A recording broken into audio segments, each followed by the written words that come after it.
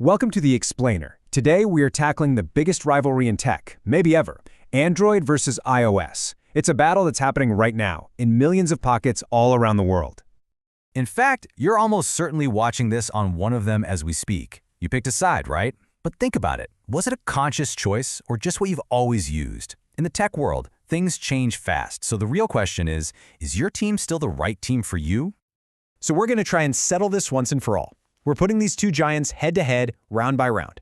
We'll look at where they shine and, where they kind of fall flat. By the end, you'll know exactly where you stand. Ready? Let's get into it. Okay, round one. First up, we're talking about the things you can actually touch and feel, the phones themselves, and then how much you can really mess with the software to make it feel like your own. Right off the bat, you can see these two have completely different philosophies. With Android, it's like a giant buffet. You've got tons of phones from Samsung, Google, you name it. There are phones for under $200, and then there are these wild foldable phones that cost a fortune. And then there's Apple. They make the iPhone. That's it. One premium, polished vision of what a phone should be. So for this first point, the win has to go to Android.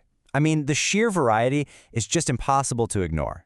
Whatever your budget, whatever style you're looking for, there is an Android phone out there for you.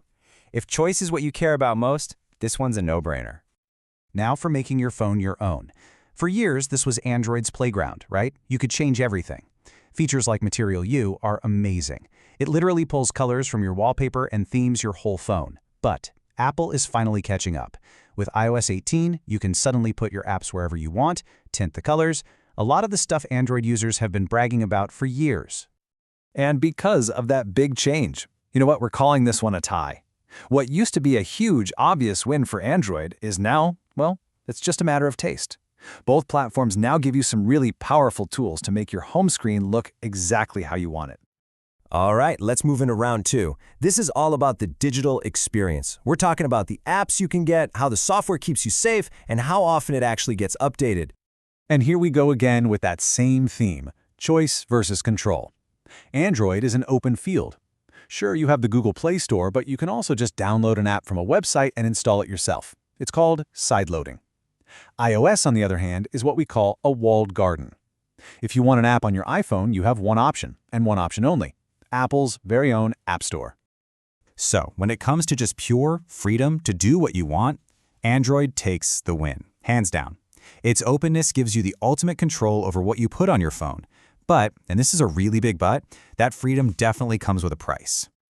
And here's that price. Because Android lets you install anything from anywhere, well, it's just easier for bad stuff like malware and viruses to sneak in.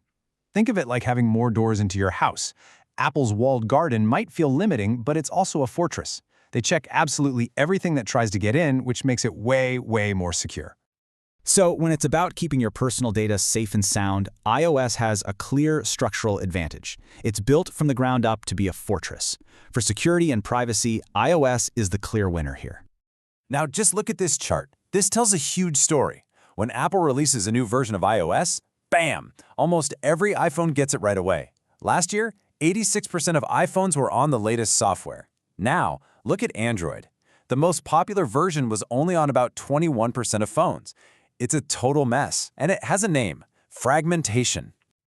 And that's exactly why iOS wins the update round. It's not even close. And listen, getting updates fast isn't just about getting cool new features. It is critical for security. When there's a problem, Apple can fix it for basically everyone all at once. That's a massive advantage.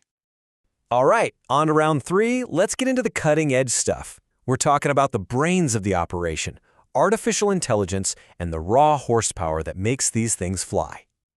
The AI race is definitely heating up. Google's been at this for a while, and its Gemini AI is baked deep into the Android system. But Apple, while they're newer to the game with Apple Intelligence, is coming at it with a huge focus on privacy.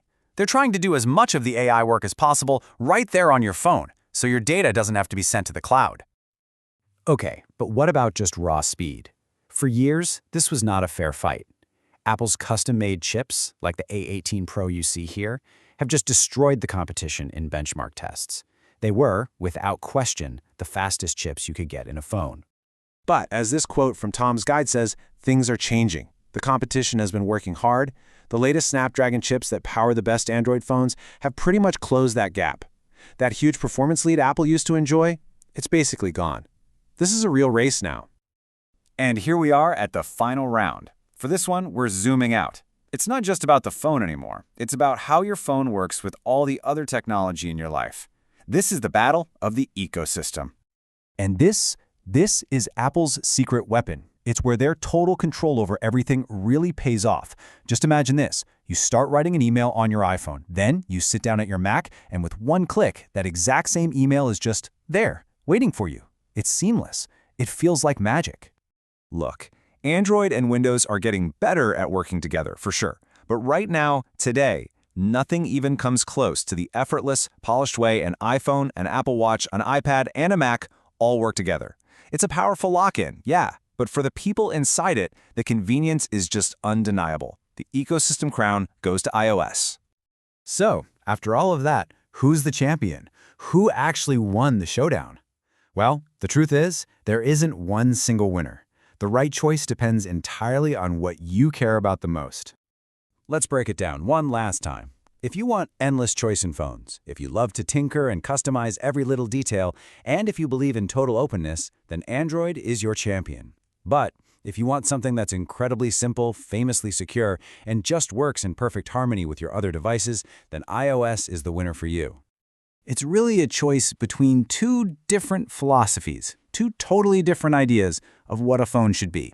We've laid out all the facts, the strengths, the weaknesses, so now the decision is all yours. Which champion are you going to choose? Thanks for joining us.